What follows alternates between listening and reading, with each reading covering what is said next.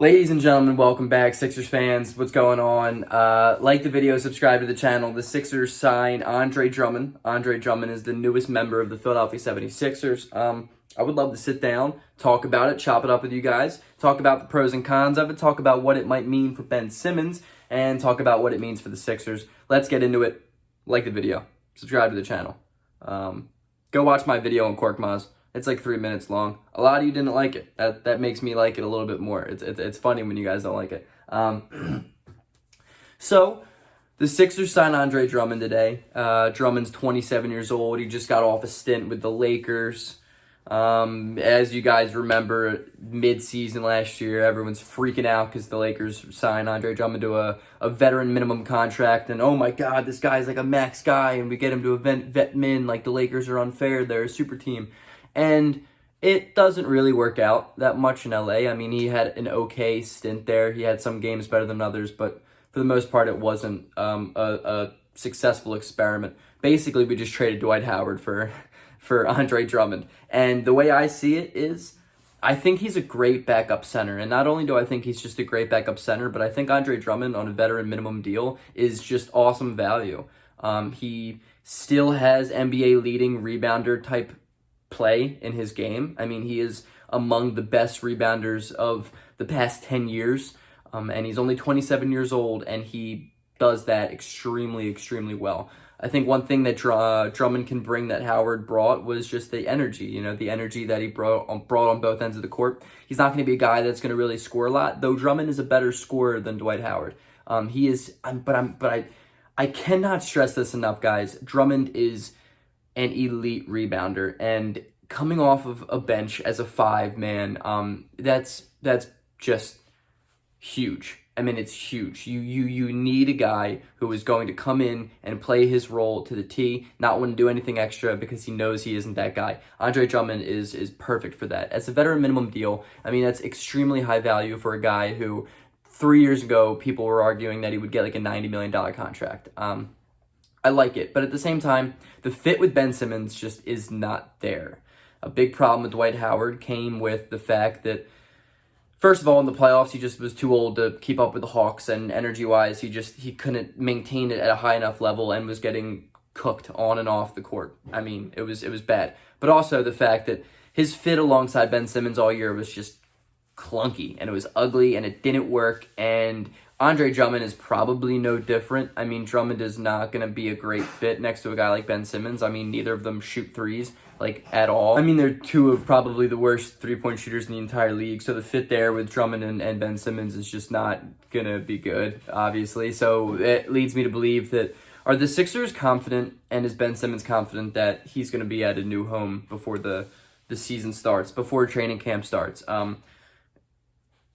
I don't know, man. I don't know. I think if Morey continues to have this outlandish asking price, I don't think he'll go anywhere. But at the same time, like, he has 4 years left on the deal, and I'm so, half and half seesawed on the fact that I don't know if what's best for the Sixers right now. So I trust in Daryl Morey. Daryl Morey's great at what he does. I have no doubt in that man, like, at all. So let him do his thing. I wasn't one of those guys who was freaking out after the first hour, 2 hours of the free agency period because the Sixers weren't making any deals.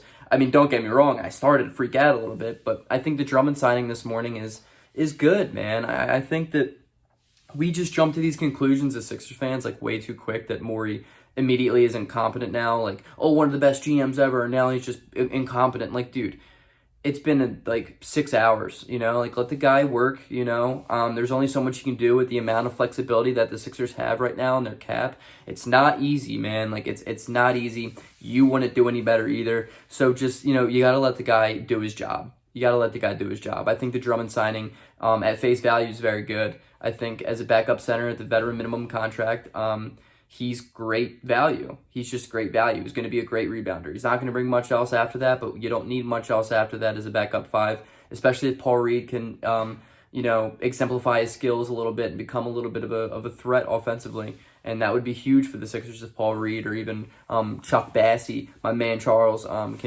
can solidify a role in the Sixers rotation. I'm interested to see whether or not they do or not. I think there's going to be a lot of fun this year, especially in the Summer League. seeing some of these guys play together. I mean, the Summer League roster for the Sixers is extremely interesting, especially including Filip Petrusev, the second-round pick.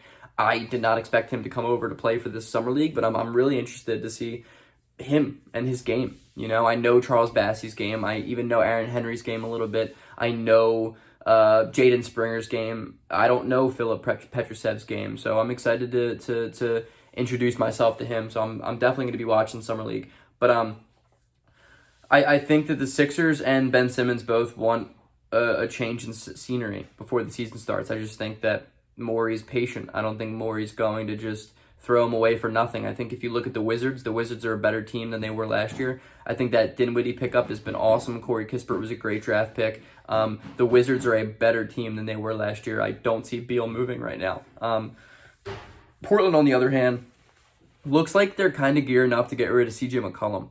I mean, that Norman Powell $90 million extension, I see that as just like a better version, not better version, but just a younger CJ McCollum type of guy, and I'm interested to see how that would even work if they kept CJ McCollum, Norman Powell, and Dame. I think they would probably trade CJ, and I don't see Portland getting better as a team right now, so I mean, maybe at some point Dame is like, dude, I'm done, I'm out, and we still have Ben Simmons. Like, the last thing we want is Damian Lillard to be like, I want to get traded, and we already traded Ben Simmons for something under the dollar value, you know what I mean?